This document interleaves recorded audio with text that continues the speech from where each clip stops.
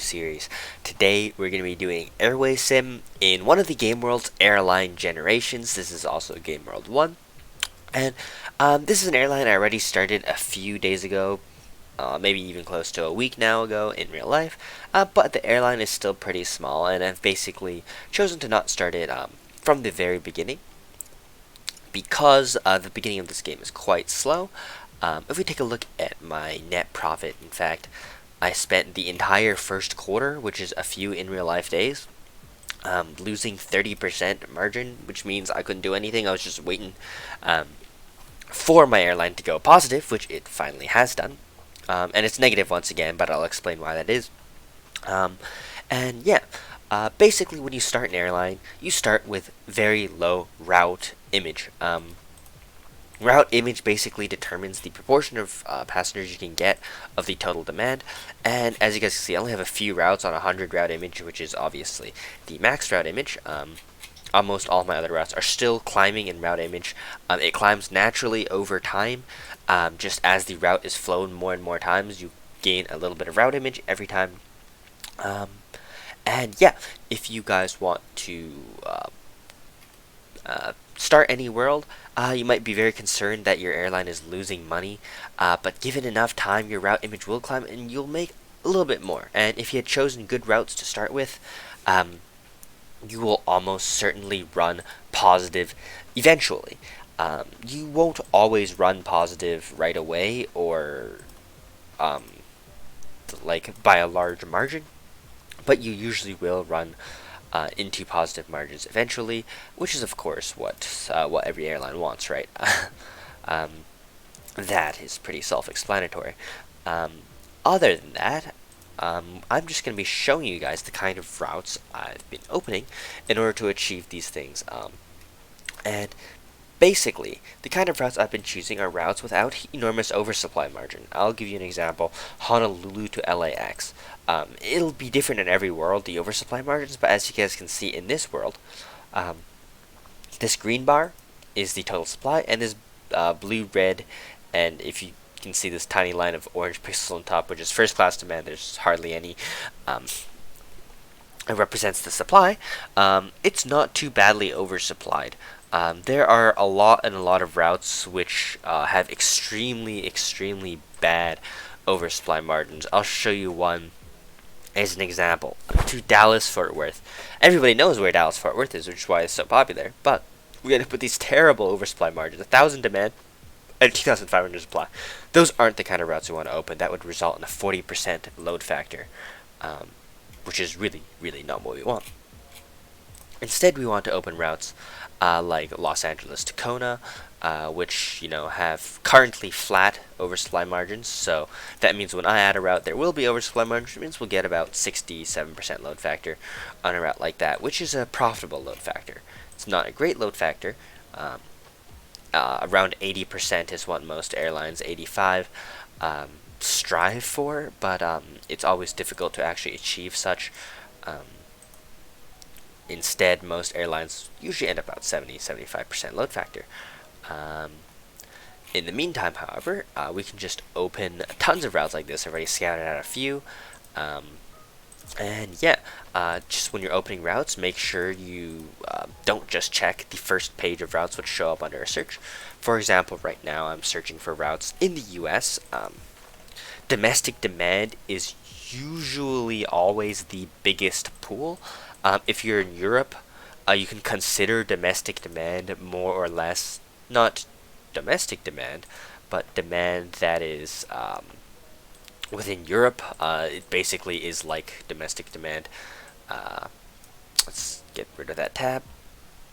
And yeah, so we're going ahead and opening up all these routes, expanding our business, and hopefully, one day we'll catch up to some of the big guys in LAX. Now, this world started in 1950, and it's currently 1980. So, of course, we're 30 years late, and we've only been in this game world for a few months. So I chose to start in LAX, and LAX is one of my favorite hubs. It's one of the most interesting. It has high passenger demand, high cargo demand, and usually high competition, except one airline, part of A-Team Alliance, Sovereign Airlines, player named Jack. This guy has a near monopoly on LAX. There's plenty of other airlines there, but they're all tiny and brand new, kind of like me. And I intend to eat into this chunk, at least supplying almost as much as he does eventually. That is my end goal. Um, Currently, I'm at 6%, so we're still getting there. We're still getting there. There's tons and tons of airport slots, which is a very important factor. As you guys can see, this is the most important hour, 22 to 23. It is starting to run low, but the two surrounding hours are still good as well, and they still have plenty and plenty of slots. And additionally, LAX is an airport which is easy to schedule from as when it has slots, and there are plenty more to come.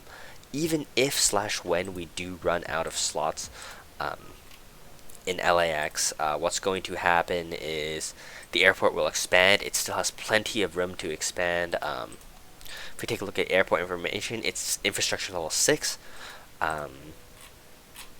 And that means in the future it will go to infrastructure level 7 and 8 and even 9. I've rarely seen an airport get to 10 yet, but I haven't played the end game of many different worlds. Like, I haven't played to that point yet, so we'll find out if it ends up going to 10 or not.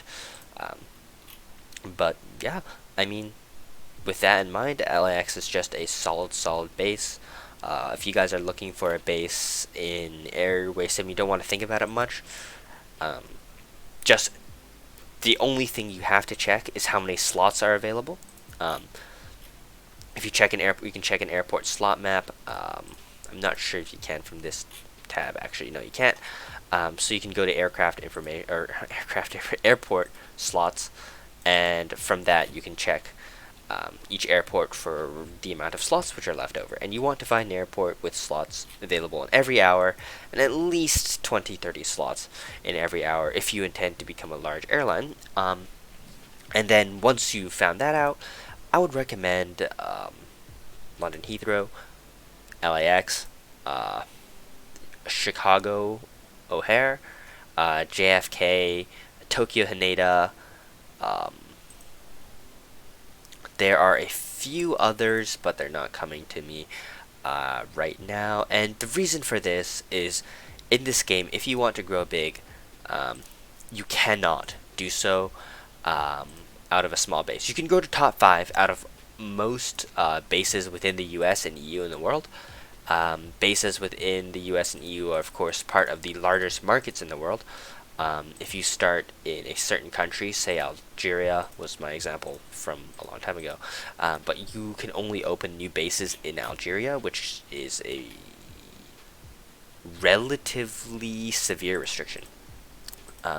So you kind of, unless you are happy to play as the biggest player in a small pond, then you want to start in a small country, like Algeria, like Uruguay, like Argentina, something like that. You can also be a medium fish in a medium pond, like out of South Africa or Singapore. Singapore is actually can get quite large. Then yeah, you have those kind of bases available. But I think it's always funnest to be a big fish in a big pond, which is why I always choose to base out of, say, LAX or a major U.S. city, is because major U.S. cities have the largest potential for being a big airline, being in the U.S., which is, in this game, undeniably the largest market there is. So yeah, that's why you'll always catch me in the U.S. Yeah. Anyways, this is an interesting route because I'm currently using 727 aircraft. 727 aircraft in the 80s are still decent. Very soon, I believe in the next 10 years, we'll get the A320-200. The A320-100 actually isn't great. It doesn't have enough range to fly transcontinental.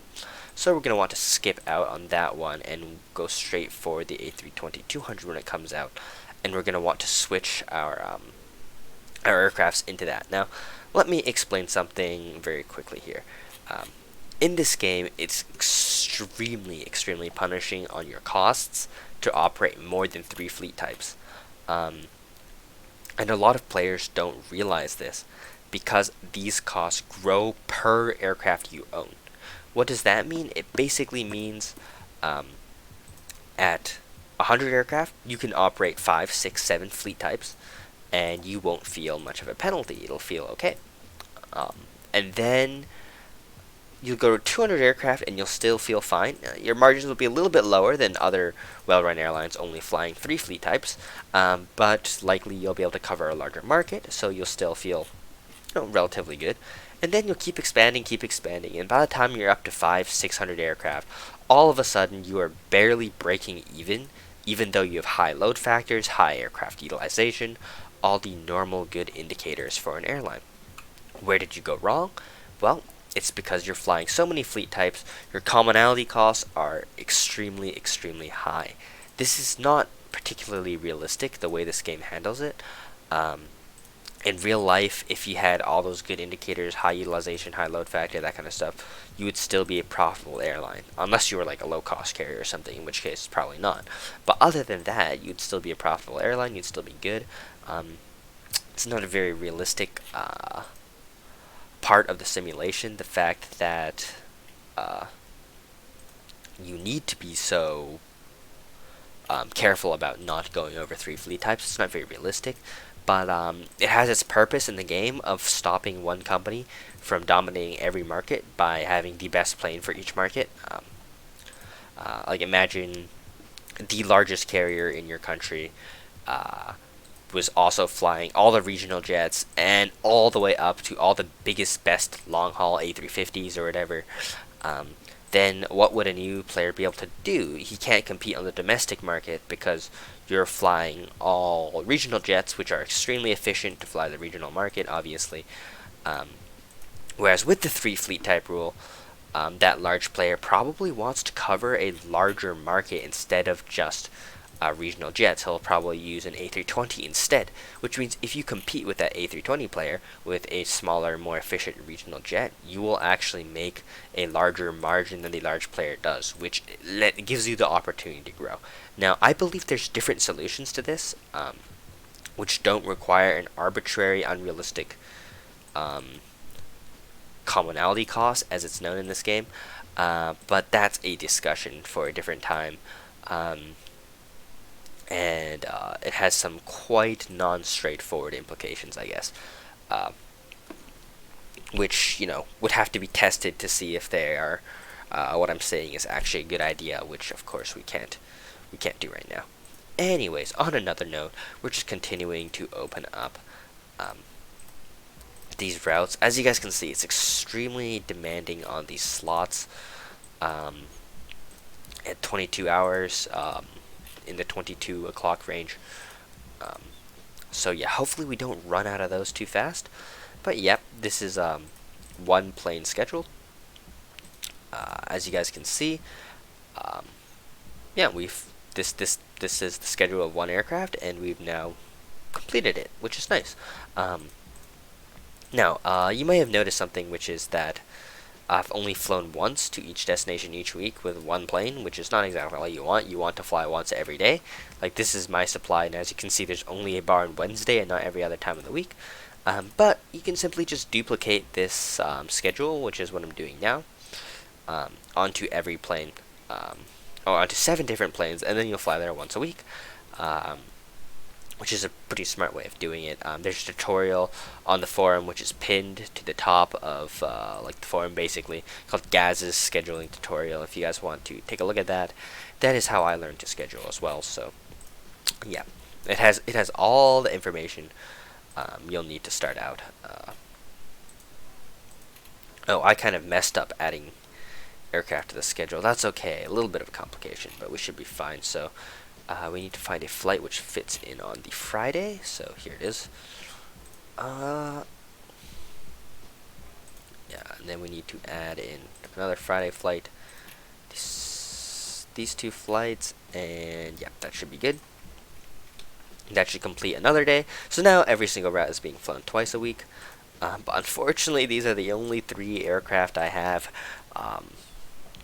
You can only order 8 aircraft per 7 in-game days, or 3 aircraft per 7 in-game days. So, I think that's average to about 1 an hour, which is fine because you can check in every half hour, or every like 4 hours, order 3 aircraft, leave the game, come back 3 or 4 hours later. Yeah, lease the aircraft. That's basically what I have been doing. Yeah, it's in general the way people get their aircraft. Anyways, what was I doing? I was adding flights. Yes.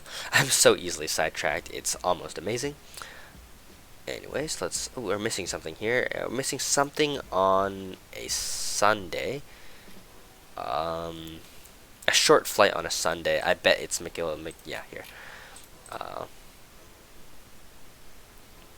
And we'll set the maintenance checks, and we're good. So, with all that set in stone, I want to talk about the goals of this world. So, as I mentioned earlier, I want to compete with Sovereign Airlines. He, of course, is actually surprisingly not well run. The A-Team Alliance, I used to be a part of them, and they actually kicked me for the following reason: is they play very protectionist in every single world they're in. They all group together. They all have the same players in every world, and you're not allowed to compete with any A-Team Alliance member in any world, even if you're not a part of that alliance in that world. And I started a world which I was not a part of the A-Team Alliance, and began to open bases in some of their bases. And without much warning, they kicked me. So I have a bit of a vendetta against them. Not really, because I think it was a good thing they kicked me and let me join a much better alliance in Elite World, which is my current alliance. But in this world, particular world, which is actually one of the nicest reasons why I chose this world, is because it gives me a very nice goal. Because my alliance, Elite World Alliance, which haven't joined yet in this world, I will eventually, has almost no presence in the US. They seem to have all lost out to A-Team members, and this is one of the few worlds where A-Team is placed above Elite World, and I plan to change that. Once I become larger, I'll join Elite World, add a lot of score to their alliance score, and yeah, we have a pretty weak showing of players in this world, to be honest. The only two good players I can see is Tiki-Taka, Zombie Slayer, or 3 players, and Peanut Airlines. Where is he? It's like 600 aircraft. Should be easy to find. Oh, yeah, here we go. Peanut Airlines, based in Frankfurt. These are like the 3 good players we have in this world. And none of them are based in the US, and this guy isn't even doing very well right now. Flying 747 SPs. That's a recipe for disaster right there. I don't know why he's doing that. That is a bit of a suicidal move, in my opinion, flying 747 SPs. But nevertheless, this world in the US is completely dominated by Elite World members. If I can find a map of that, view alliances, A-Team Alliance. Yeah, here. Look at their airlines. They're all over the US. They've got Dallas, they've got LAX, they've got SFO, they've got all these bases all over the big airports in the US, and they have tons of US airlines. 700 aircraft based out of the US by this guy.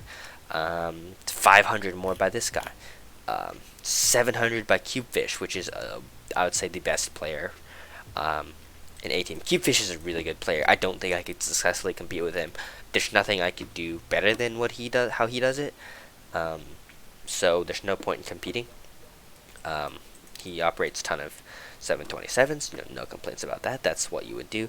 He's using Vickers Viscount turboprops, which are excellent aircraft. Yeah, they're quite fuel efficient for the time. They're not great, but they have a really long range for turboprops, which makes them nice to schedule. It's a good. I like this aircraft. I'm a fan of it. But Sovereign Airlines is quite terribly run. I'm not gonna lie. He's 10% margin, which is really good right now considering how high the fuel cost is. But he's managing that while having a near monopoly on Los Angeles, which should give him a lot higher margin no matter what. In fact, if we take a look at my quarterly margins, this was a margin quarter where I didn't add very many new flights, so all my current flights during this quarter had high route image, which meant I was extremely profitable. 8% as a new airline is quite good, considering the price of fuel right now is extremely, extremely high for the era. Um, like it is 234 USD. 234 USD in 1980. I mean, this is would be a high price for 1990 even, and of course our inflation is way behind, which means, yeah, this is expensive fuel for the time. Sovereign is only managing, a few percent higher margin than an airline, who is literally brand new. Not only that, he's flying stopover DC 1030. This is a very questionable decision. And it seems that he's planning to replace them with 1030 ERs, which is going to suck for me because then he's going to be less vulnerable. But in a flight like this, he's stopping over, and I'm not sure why. He can fly with an almost full payload without the stop, so that's quite confusing to me. And he does this everywhere. He's using stops instead of direct flights to get a full payload, when in fact that the stopover itself is reducing the payload a lot, or reducing the passenger load factors a lot already. And I don't believe these airplanes are making very much money. And what I'm going to do is I'm going to compete with them using multiple or a combi plane flight, and eventually a direct flight with a 1030. Though he's likely going to beat me to the punch in that one because he's going to receive his DC 1030 ERs a lot earlier. But before that, I will just be using combi planes. And why combi planes are excellent is because they have, for whatever reason, slightly better payload versus range in this game, which means I'm able to carry my passenger load plus some heavy cargo, which is extremely profitable, to all sorts of destinations like this, and I'll be making loads and loads of money off of that, which he can't reach, even though I will be using a primarily leased fleet. It'll be tough, but I think we can eventually take Sovereign out of business. It'll be extremely, extremely difficult, I admit. I'm not sure how I'm going to do it alone, but we'll try. I've tried this many times before to bankrupt just one airline like this, and it hasn't been easy. We might have to wait all the way till 9/11 for it to happen, and then the following fuel spike after that in 2007 for it to happen. But we will battle it out, and I will try and be as profitable as possible while battling it out, which should be an interesting experience. I haven't had to battle out anybody yet. Ooh, my aircrafts are ready to order again, which is very nice, so I can go ahead and order a couple 727s and schedule those. I haven't ever had to battle it out as tough as this, like starting in a base which is basically owned by somebody else at this point. But I think I should be able to manage. It'll take some, I guess, desperate measures. I'm not sure how I'm going to do it. I really don't know how I'm going to knock him out. Every time I'll try and lower his margins, of course, it'll be putting me at a larger risk, considering my company is so much smaller than his. If I had flights to compete with him, it'll lower my margin as much as it lowers his, except he has other bases which won't be affected. So yeah, it's going to be an interesting battle. I'm not sure how I'm going to do it. I feel like one of the factors I can take advantage of is I never have to open routes which already have a bad oversupply margin. He of course has a lot of routes already opened, which are no longer very profitable, which would be, very time costly for in real life to get rid of. Whereas I do not. I can open the routes from the very beginning which make the most money, which can subsidize routes to push his most profitable routes down.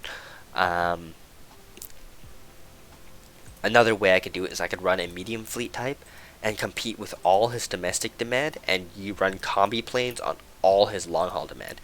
The magic of combi planes is A combi plane is basically a smaller passenger plane and a smaller cargo plane flying in one aircraft. Now, he is not flying a cargo aircraft on most of his long haul routes. That means if I fly a combi plane on most of his long haul routes, I'll be able to pick up some cargo money, which will be the profit margin basically, while the passenger portion splits demand evenly 50-50 with him, therefore going even or going negative. While I have the cargo part to subsidize my routes, he won't. Plus, he'll have these weird stopovers on routes which can easily be flown directly. So yeah, who knows? Maybe those little differences should be able to put him down. As you guys can see, he's been having steady growth until my airline was born around here, and he continued to grow for a while. But he's seeing very slight decline too, 1.7 million or 1.07 million, and it's still 1.07 million.